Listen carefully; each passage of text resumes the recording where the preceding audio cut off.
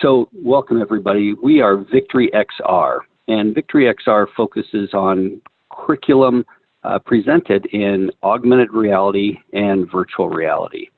And so we're an ed tech company, and what we try to do is create standard-aligned XR content that is both engaging and fun.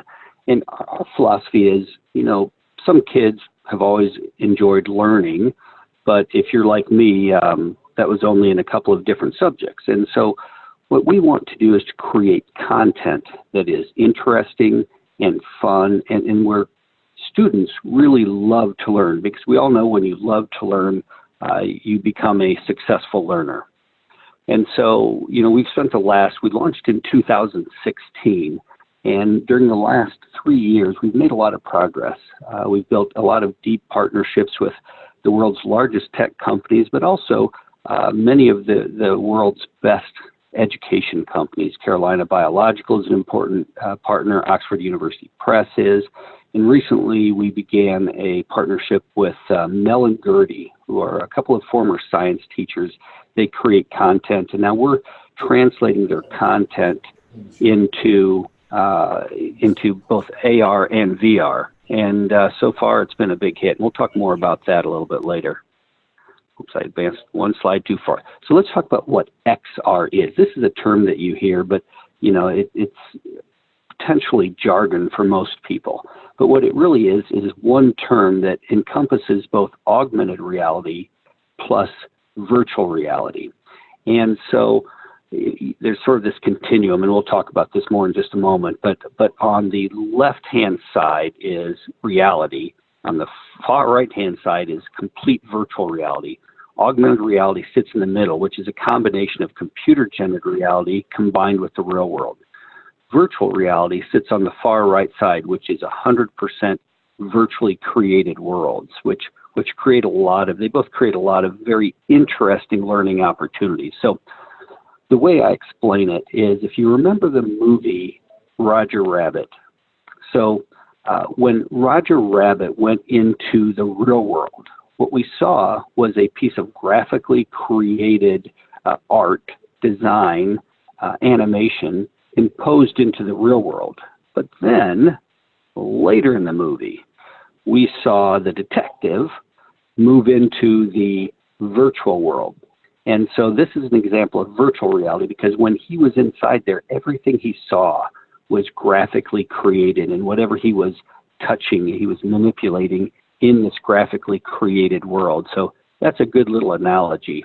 I'm going to go to the bottom right first. The AR that most people were first familiar with in the United States and potentially around the world was the first down line in football. So I think most everyone knows that yellow line we see is not real. It doesn't exist. The players don't see it, of course. We see it on television, and that is a piece of augmented reality that's laid over the real world. And the real breakout piece of augmented reality was Pokemon Go. You might remember 2 or 3 years ago that kids and adults were running around capturing Pokemon. And there'd be Pokestops all over the world.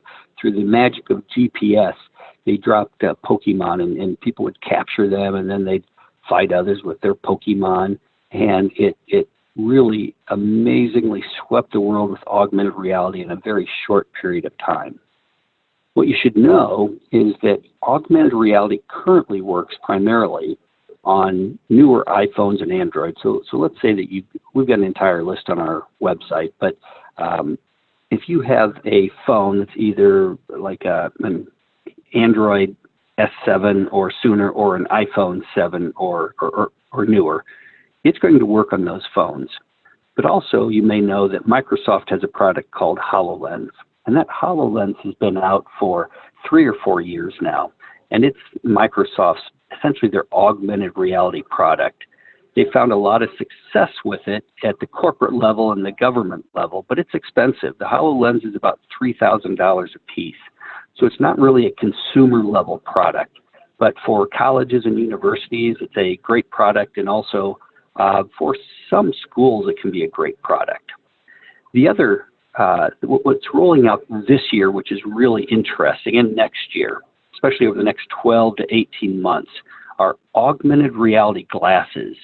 Now, you may remember 6 years ago, Google came out with their glasses, and a lot of people made fun of them. But it was called Google Glass, and the people who wore them came to be known as glass holes. Well, we've come a long way in 6 years. In the next month or so, Qualcomm's partner Unreal is coming out with their AR glasses. Apple is expected to announce their AR glasses early next year, if not by the end of this year. Facebook announced 3 weeks ago they're rolling out AR glasses, and Microsoft has announced the same thing. So what you now see on your phone, what products you can see on the phone now, will soon be available on glasses. And so supposedly with Apple creating them, they're going to look really cool. And that would be a nice advancement. So that's AR. Let me move on to the next slide now. With virtual reality, there's a couple things to know. I think everybody on this call probably knows what virtual reality headsets are, and if I asked, I bet almost everybody on the call has probably had a headset on, even if you maybe haven't spent a lot of time on them. The first thing to know is that the first iteration of these glasses that came out were tethered. These headsets were tethered. And today it's moving rapidly towards untethered headsets. So the second thing to know is the concept of 3DoF versus 6DoF. So 3DoF means 3 degrees of freedom versus 6 degrees of freedom. So if you have a headset with 3 degrees of freedom, you can move around in virtual reality. But for example, if you're sitting at a table, you would not be able to lower your head and look underneath the table. But with a 6DoF headset, you're existing in a world that you can walk around in, you can look under things. If there were a chair, you could walk around it and look underneath it and look above it. You could open a cabinet and look inside it. Or, for example, in the education world, you could stand inside a molecule and be able to walk through it and touch it and move the various atoms around. This is the potential for understanding and learning in 6DoF VR. Of course, 6DoF requires more advanced chips, and so there's going to be a higher cost. But it's a good place to start when you're thinking of this. And here's a nice little graphic that explains the difference between 3DoF and 6DoF. And I'll just let you look at that for just a moment. But we'll make these slides available to you so that you can look at all of this a little bit later when you want to dig into it a little bit more deeply. I'm not going to spend a lot of time on this slide. Again, this is one of those slides to look at later when you download it. But there are a lot of different benefits to VR in education, and everything from empathy to what's called active autonomy, where you can walk around in a facility, global transportation, being able to move all around the world. So there's a lot to learn here. And Steve Banbury, he's a friend and he's an entrepreneur, and he's just really done a lot of great research. So I want to talk real briefly about the growth of AR and VR, because the real thing that we want to prepare for is when we have a world that exists in many ways in spatial computing. So spatial computing is the concept that we can recreate much of the world virtually, and you can move around in it. So, for example, like Google just rolled out their Google AR directions. So, for example, if you're in, say, downtown New York, and you're trying to find your way to a particular restaurant, when you hold up your phone, Google will lay steps on the sidewalk exactly where you should walk. So you don't have to try to figure, what street am I on, or should I go right or left, or 100 feet and then go left. They actually will lay just a pathway right on your sidewalk. So all you do is follow that pathway. there are companies that are recreating the entire world spatially. And so you'll be able to step into a simulation before the real thing, or perhaps if you're not able to travel, you can stand on the Great Wall of China. So AR users, because it's phone-based, there are a lot more. In 2017, you can see that that there were 38 million people who had access and had used AR, which is a big number, but compared to the scope of what it could be, it's not that much. But you look at today, and that number has almost doubled. And then with VR, that number, while significantly smaller, is still around 43 million. The real key is the VR headset users. That's the gray box. And you can see there are about 20 million VR headset users. So that number is growing. It's not growing nearly as fast as augmented reality is. And that's why when you see our list of products, you're going to see that we have a lot of products in AR, because we believe that the adoption is easier when, for example, students can just walk up with their phones and explore the inside of the human body through augmented reality rather than pulling on a headset. There's no hardware friction cost. It might be that the school has to buy some tablets to supplement those students whose phones may not work with AR. But as AR becomes commonplace, we want to make sure that we have products that are there. So just a few more things before I turn it over to Renee, and I'll introduce you to Renee in just a moment. We are very pleased with the progress we've made, and we're happy that a lot of it's been recognized by some significant players around the world. First thing is that earlier this year, Vive, HTC Vive, is one of the two largest virtual reality headset makers in the world. They're out of Taipei, and you might have heard of HTC phones. So we won Vive's Best in the World Award for VR in Education. I forgot to close that quote there. So imagine there's I'm closing the quote after the word world there. So that award was very significant for us. We were the only United States studio that was nominated, and so we felt pretty positive about that. Then Microsoft approached us, and they wanted to license our content to provide to schools that use Windows mixed reality products. And so we were able to license half our content to them, and we're the only company so far that they have licensed VR education content from. So that makes us feel like we've put a pretty big stake in the ground and being a big, significant player in this area. We have a lot of ed tech partnerships. Those include some large tech companies like Intel, Qualcomm, Microsoft, Pico, but it also includes companies that are more focused on education, like Carolina Biological, Oxford University Press, and we now have distribution through Wards and Best Buy. So we're making a lot of progress there. The other thing, and I give Renee a lot of credit for this, it was very important to her as a curriculum specialist that all of our content was standards aligned. And so our content is aligned with the NGSS, and then if you are in Texas, we're aligned to TEACS and also CPALMS in Florida. So that standards alignment helps teachers use our content as a supplemental product as they create their lesson plans. I'm just going to cover this real quick because I don't want to go on much longer before I turn it over to Renee, but our AR content comes in different types. So we have books. Our Living in the Land of Dinosaurs is just being released this week. When a student goes through a dinosaur book, it's just a normal book, but when they hold their phone over it, you can have an actual life-size dinosaur in your living room or your classroom, or probably best to do some of them in the gym or outdoors because they're so large. We also have card decks. So these are standard 52 cards. You could step back and play cards with them, or as you turn each one over, you learn about a new space, a planet, a new, something related to space, like a craft or maybe, a concept in space.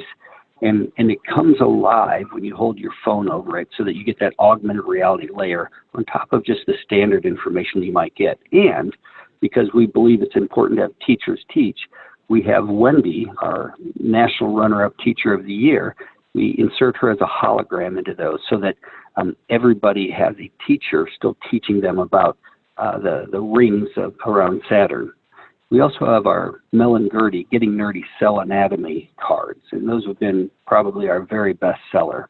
And so it's just a standard card deck. There are bundles for classrooms, that type of thing, with quantity discounts. But each student can pull out their phone and flip a card over and learn about cells, and also have Melon-Gertie teaching, as they're both former science teachers.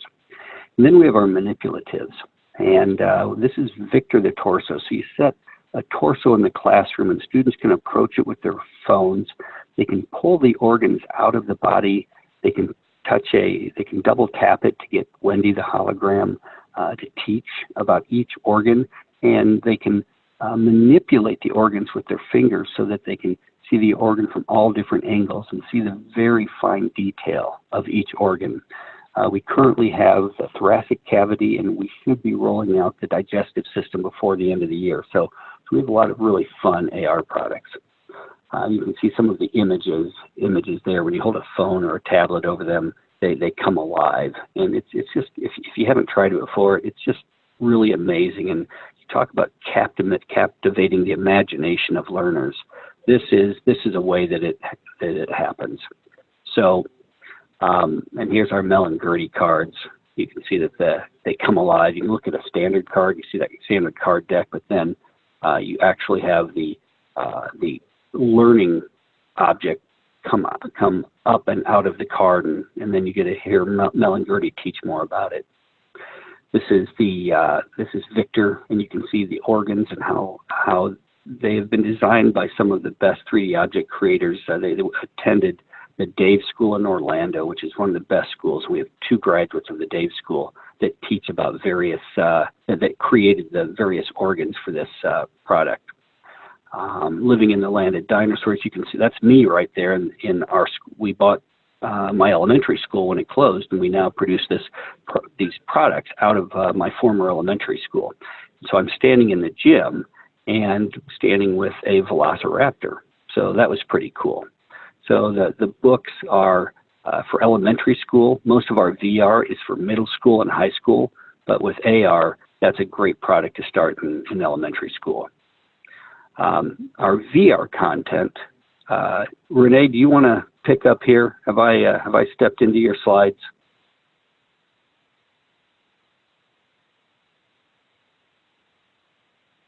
All right, Renee, you okay, you're on now, Renee. Go ahead and take it from here. Okay, thanks. As Steve had mentioned, the content that we create is all meant to be supplemental to what a teacher's already teaching, and that's why aligning to the next-gen science standards is key, because it will dovetail into all of the requirements at all of the grade levels from grades 5 through 12 for our science VR curriculum, and a teacher can decide how and where to plug it into the lesson. It might be a great way to kick off the lesson because of the interest and engagement around using this technology. It's a great reinforcer of a lesson at the end. It's a great thing to save as a reward. So as a teaching strategy, how to incorporate our content, we leave that up to the teachers, but we do try to, when we're doing professional development, as you guys do, talk about all of the different ways that a teacher can use it, where we design it to be as flexible as possible. Most of our programs are not linear, so that, teachers can assign certain portions of something and not always have to start at the exact beginning, and we'll talk a little bit more about that. But the AR content, as Steve mentioned, because of the cost point and because of so many devices already being out there that can access AR, phones and tablets, those are designed a little more for the younger kiddos, but we do have content for K-12. And so here, looking at this slide for our VR content, we have 48 total units of science, high school and middle school. We have a dissection library. All of these are pretty commonly done at the high school level. Sometimes the frog is at the middle school. And we include a teacher support page with all of these products. It's a one-pager. I have an example of it a little later in the deck that I'll point out. But it's a really valuable tool for a teacher because, as you know, when a student is in the headset, you don't really know what they're doing. You can't see exactly what they're seeing, but the teacher support page provides highlights of what they're going to see, running times, so that you know how much time to allocate. If you're doing a jigsaw activity or you're cycling a certain number of students through the tech portion of the lesson, and then maybe you have some other students reading in their book and those kinds of things, it allows a teacher to plan how much time that a student can spend and what portions of the lesson they might want to include. And then we have a Triceratops Ranch product that teaches about dinosaurs as well as critical thinking, problem-solving skills unrelated to dinosaurs, just more general, getting students to think out of the box and remember other learnings that they've had in the program to bring it back and solve issues like rebuilding a fortress. It's got some Minecraft elements to it. But to the high school curriculum, these are the 24 units we have for high school. They're not delineated by grade. They're delineated by subject matter, since that's how high schools are broken up, because you could have a freshman and a junior both in a chemistry class. So it is fully aligned to the standards of these science domains, and it's pretty equally distributed between the 4 domains. I think each domain has, between 7 and 9, totaling 24, but there's a pretty equal amount of content, and these are some of the topics, or these are all of the topics in our high school program. And then the next slide will show that I think we're going to look at the middle school curriculum. This one's a little bit different. It's still our content, it's still 24 units of science, and it's still pretty equally divided by science domain, but this one is delineated by grades. 5th grade, as you probably know, as teachers, 5th grade has their own 5th grade science standards, but then 6th through 8th are lumped into a middle school category.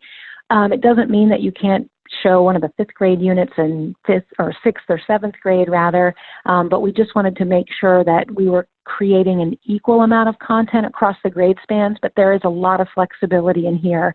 And so that's, again, a teacher's prerogative for what to use where. And what helps them to know how to plan for these, as I mentioned, that teacher support page. So all 48 of the units in the middle school and high school have a one-pager that looks just like this, same color coding, same symbols, so that, it's easy for a teacher once they use one of these pages.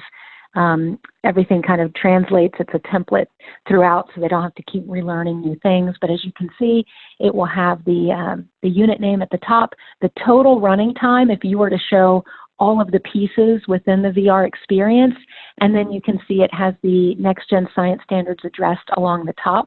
So when I used to have to plan my lessons, I would have to identify what standards I was covering in my lesson, and this is already, it just allows the teacher to plunk that right into the lesson planning book for those that still need to do that. And then just to talk about the sheet a little bit more, the first thing listed is always the field trip. This is with the green plane icon, and it just gives a little synopsis of what the student is going to see in the field trip, how long it is, the standard that's tied to it. The next is the interactive experience, and these are all 100% original games that our developers have designed that bring in different content and gamify it, if you will. So this one is actually a race car game, but as the student is racing along the track, questions pop up, and if they get the question right by driving on the particular track for that answer, it boosts their speed. If they get it wrong, it slows them down. So it's a fun way to learn and reinforce the content. The next 2 pieces both have the same symbol of a theater camera. We call these the theater experiences, but we have a variety of mediums that we deliver this content in. Some of them are, in this case, you can see the virtual comic book for the First Lady of Physics. Sometimes we feature a biography of a famous scientist, and so we have done the first ever virtual reality comic book where we hired an artist to create these really cool comic type pictures, but what's being conveyed are the contributions and the life around the scientist that's being featured. And then again, a couple bullet points about what the student will get from it. And then the last piece is the teacher demo. Like the field trip, it's a 360-degree virtual experience. And in this case, Wendy, our teacher that Steve mentioned, is either in a lab or on location, and she's running through science concepts. The other thing on the sheet on the right-hand side you'll see assessment answer keys because every unit has 3 multiple choice quizzes built into it. And then we have the answers on here for the teachers, as well as the Bloom's taxonomy level of critical thinking skill that the student would be demonstrating and answering that question accurately. Because in the headsets, the quizzes exist, and the student, when they complete taking it, they can see how they did, but the teacher, then the teacher can kind of assess, if they got a 3 out of 5 right, what that means for the student, and if they can go back in and take it again. And again, it's a teacher's prerogative on assigning those things. So the next slide, I think we have some pictures of the formats that I mentioned. Yeah. So the virtual field trips for both the middle and high school, as I mentioned, are 360-degree videos. And this is just an awesome way to bring topics and cultures and places and science to students right in the classroom without ever having to leave. The top 2 are from field trips. You'll see Steve here on the upper left. Is this Singapore Gardens, Steve? I think this one might have been in Yes. Singapore Gardens, just the clip, okay, that I'm looking at. I mean, I've never been there, and, I'm a lot older than most students, so we have a lot of international field trips, the Great Wall of China, we're in Iceland, we're in Mexico, and obviously a bunch across the United States. The field trip on the upper right is at an apiary where they're learning about bees and agriculture and the whole chain of how bees are important. And obviously students probably won't have that opportunity from a liability standpoint to get in there and work with those bees. So we bring this to them. And then the bottom 2 slides show Wendy. One, she's in a lab dealing with chemicals that students most likely don't get the opportunity to deal with because of the danger, but she's conducting experiments and demonstrating concepts. And then on the bottom right-hand side, she's in about a U-Haul sized hydroponic lab, and there are all kinds of plants and things growing, and so that lesson's on soil and water, and there's just a lot of really neat opportunities for students to go to different places. And then this slide shows some of the other things that happen in the headset. The bottom right big one is one of the questions of a multiple choice quiz that's in there, just so you can see how that works. The question comes up, just like any standardized test that a student takes at school. This is a familiar format. They select the answer they believe to be correct, and then they can confirm to continue. If they get it wrong, the correct answer highlights so that they can, account for that and understand what the right answer is. But it's just a way to kind of assess. It could be a good thing to do before they start the lesson to kind of see how much they already know, and then a thing to do post-lesson to see what they really acquired. And then on the left-hand side are just some graphics from some of the other formats that I mentioned. There's a space exploration there in the middle.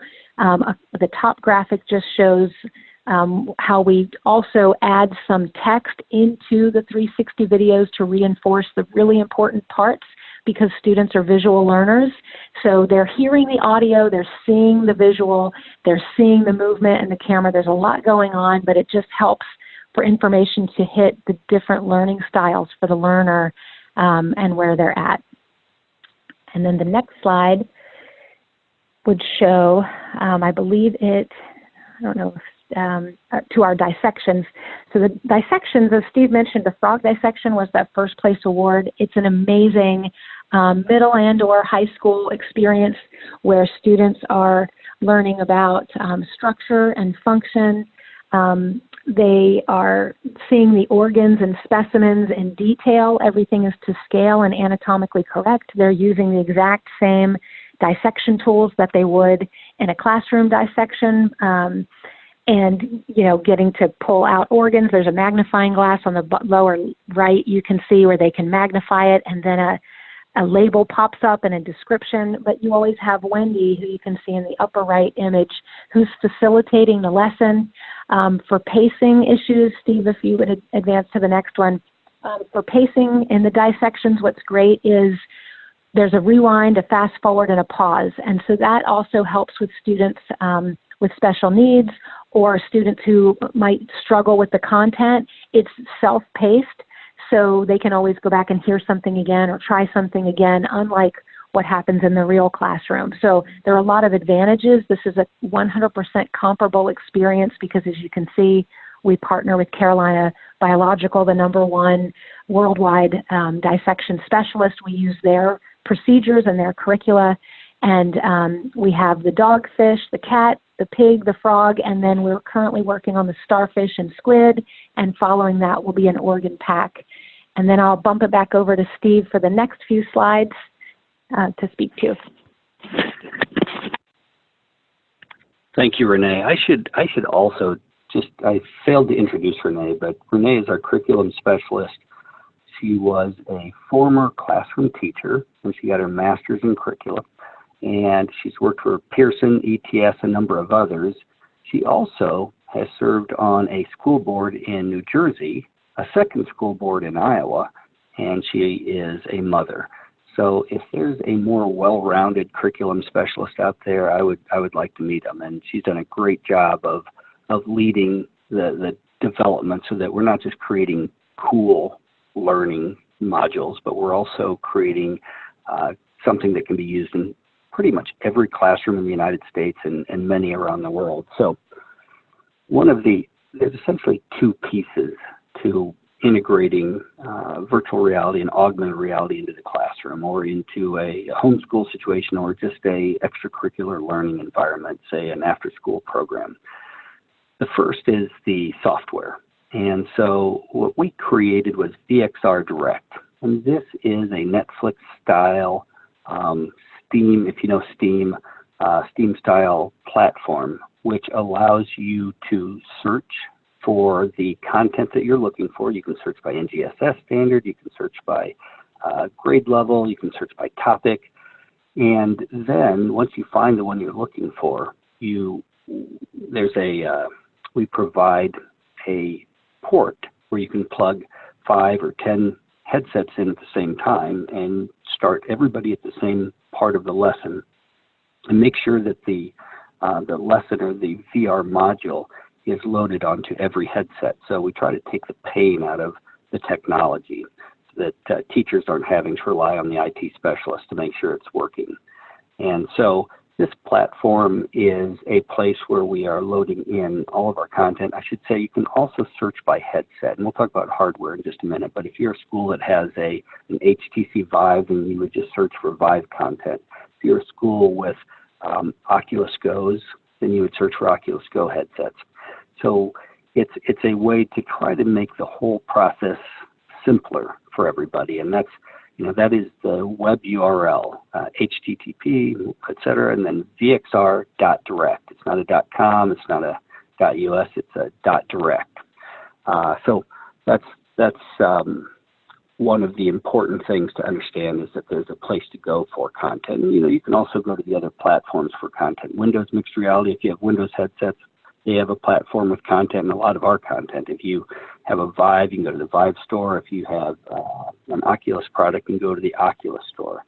The Oculus store is probably the one with the least amount of content, but they still have a fair amount of education content. What we tried to do is just to put it all together in one location for all the headsets. So for one price per month per headset, you can just go and grab as much as you need for that month, and there's no limits on it. It's like you can watch as many movies or shows on Netflix as you want.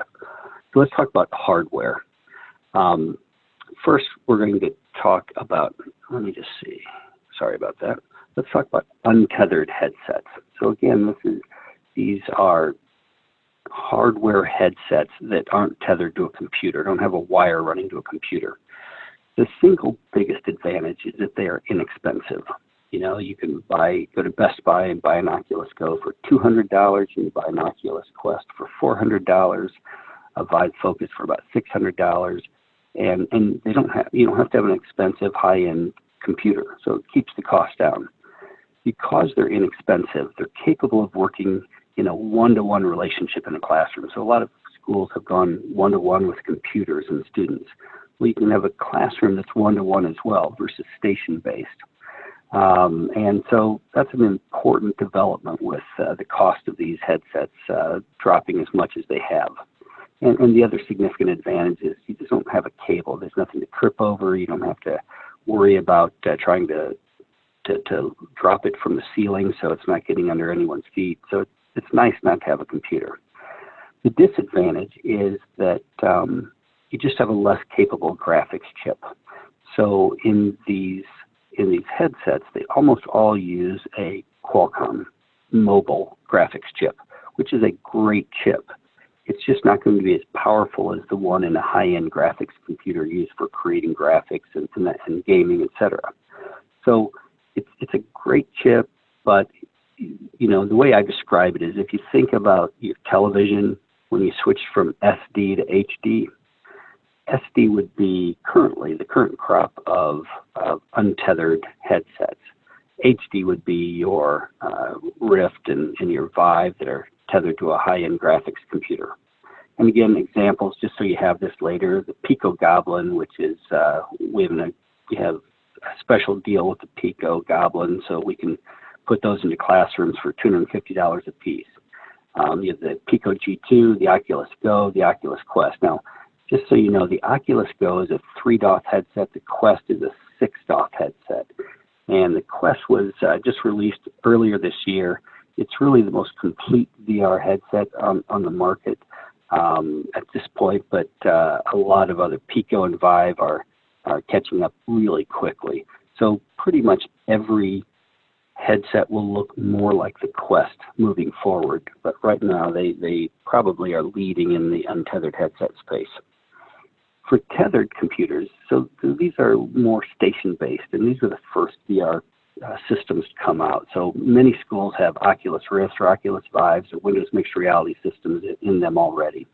And so, for example, if you're doing animal dissection, you might have students working on the real thing, but 3, 4, 5 students might say, hey, I don't want to touch a live animal, and I have a legal right by state law not to be forced to do it, so I need a simulated experience. And so schools might have 3 to 5 computers that work in this station-based approach. The advantages are clear. A, they're high resolution, they're very fast, and what you see is crisp. It's a great experience. And for a lot of high schools now that are starting eSport programs, these high-end systems can also be used for esports competition, whether they're playing Fortnite or League of Legends or one of the other big esport games. So the key is that you have to have both a high-end computer and you need to have a headset. So the disadvantage is that it's more expensive. You're going to pay generally $400 to $650 for the headset, and you're going to pay around $1,000 for the computer. Now, it might be as low as $900, it might be as much as $1,400, $1,500, but combined on average, you're probably going to pay about $1,400 per system if you walked into Best Buy and you bought both of these together. And I know that schools have purchasing departments, and maybe you get a better deal or a worse deal. I don't know, but when I think in terms of the cost, I'm thinking about $1,400 per station, and then you have the software. And of course, the disadvantage is you also have that wire that runs from the headset to the computer. So the types of systems are the Oculus Rift, the HTC Vive, and Windows Mixed Reality. These are the most prominent systems that we have, and can be used by most schools that use station-based learning. So with that, we want to invite you to visit our website if you have questions, and we're going to open it up to questions now, I know, but we are at VictoryXR.com, VictoryXR.com if you want to learn more. And Renee and Ty, I think we're opening it up to questions right now. Is that the case?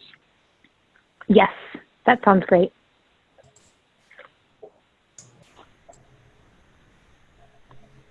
Yes, I think that sounds great. Okay. Well, if anyone has questions, go ahead and ask.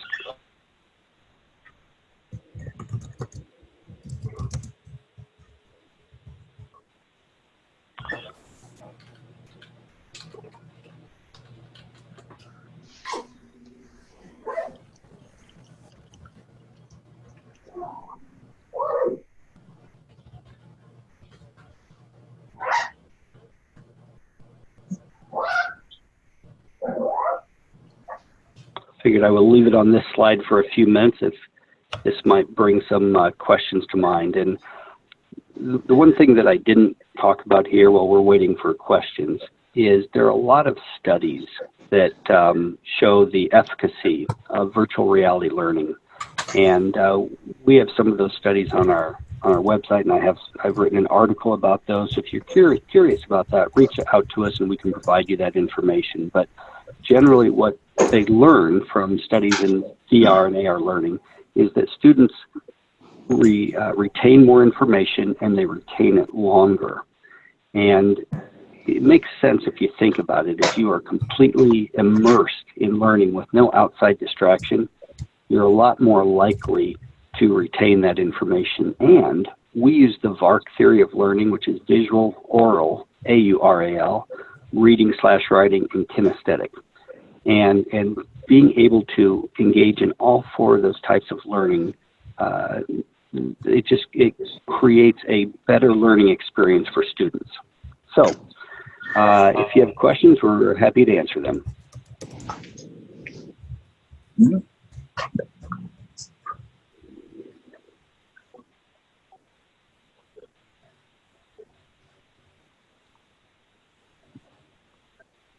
Hey, Steve, this is Alex. Can you hear me?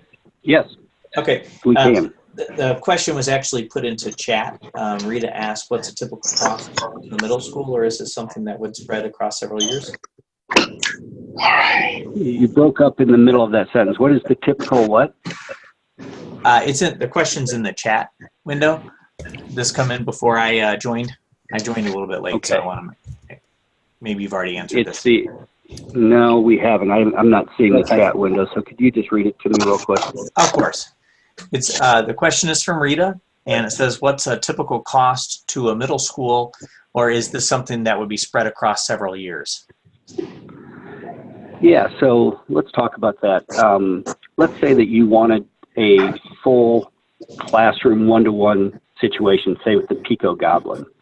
We can put 20 headsets into a classroom for $5,000, and then your cost is going to be $10 per headset for 10 months of the year, since we don't count the summer months. So, you know, $10 for 20 headsets in a month is going to be $200, and then for a year it would be $2,000. But because we do 3-year agreements, that the cost of that is significantly less. And what we do is we break that content cost out into a table. So if you visit our website at VictoryXR.com, you'll be able to see that we have some very significant quantity discounts for schools that buy a full classroom set. So, you know, typically for $10,000, you're going to get a full classroom of headsets, and you're going to get content for 3 years, and that's unlimited downloads of the content. So it's a pretty good package, and it gives students a lot of access to literally 48 field trips around the world, which is pretty cool.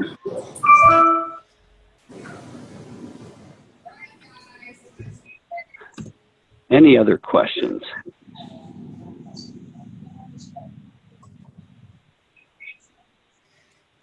All right. Well, we want to thank everybody for joining us today, and we really appreciate the opportunity to present what we're doing.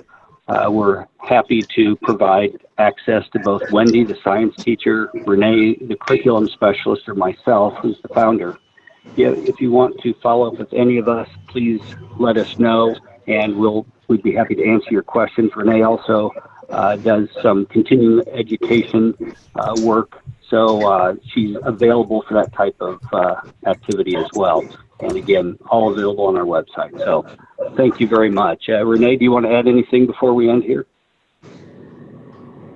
If questions continue to pop up, feel free to reach out. We would love to answer those and partner with you to get just more students learning through AR and VR, because it really is the wave of the future. That's great. Okay. Thank you all. Thanks for having us.